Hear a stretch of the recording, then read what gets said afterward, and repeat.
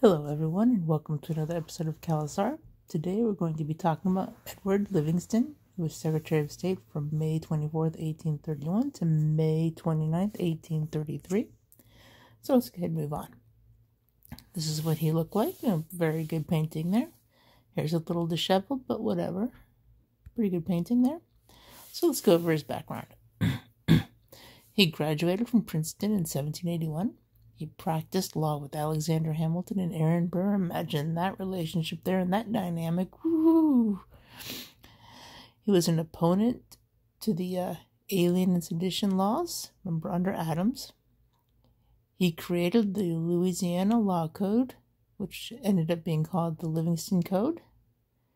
He was senator from 1829 to 1831, and he was in the House of Representatives from 1795 to 1801 and from 1823 to 1829. He was also the minister to France from 1833 to 1835, and his main goal in France was to convince France to abide by a treaty with the U.S., which in the end failed. As we'll find out, he had many failures. But he did have one very big success, and that was in preparing the Anti-Nullification Proclamation of 1832. South Carolina opposed protective tariffs. They tried to nullify that law. The United States government under Jackson said, no, nullification is illegal. In the end, South Carolina lost. That was his one huge victory, and that's actually a pretty big victory. You can see the ramifications of that today.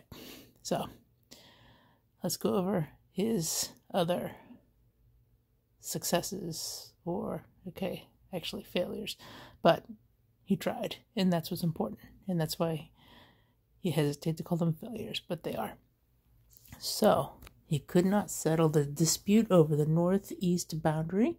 He tried to sway the British and U.S. citizens in Maine, and at the end of the day, it was for nothing. He failed. So, he focused on the ratification of a major commercial treaty with France, which was delayed by the French. Another failure. So, poor guy. And on to the next failure. He could not reach a settlement with the Mexican government regarding Texas, and boy, did that become a hotbed. And he was appointed U.S. Minister to France upon resigning as Secretary of State. So, the poor guy, he did have the Anti-Nullification Proclamation, which was huge. And these other situations, they did get resolved eventually, just not in his time there. The boundary between the U.S. and Canada was eventually resolved. Things are great with France today, for the most part.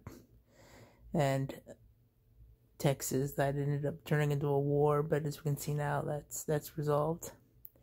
And so, he had many failures, but those things worked out, and the one thing that he did do was huge.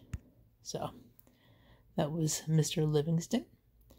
I hope you liked this video, so please like, please subscribe, and you guys have a wonderful day.